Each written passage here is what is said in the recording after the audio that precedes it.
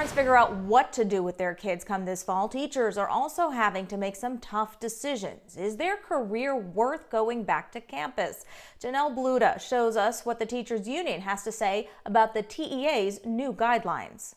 It's a conversation the Houston Federation of Teachers says they were completely left out of, figuring out what the school year will look like during the fall. Under the new TEA guidelines, parents will have a choice between sending their kids back to school for daily on-campus learning or remote learning. Andy Dewey with the Houston Federation of Teachers says they believe the guidelines are geared towards helping parents go back to work, saying they're more about opening the economy than about protecting the health and safety of teachers and students.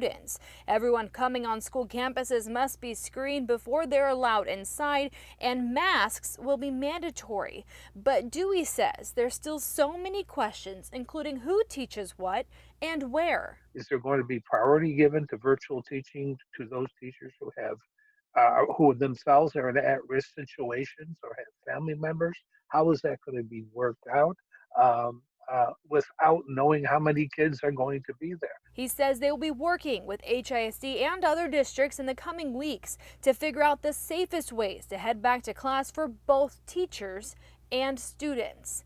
In Houston, Janelle Bluda, KHOU 11 News.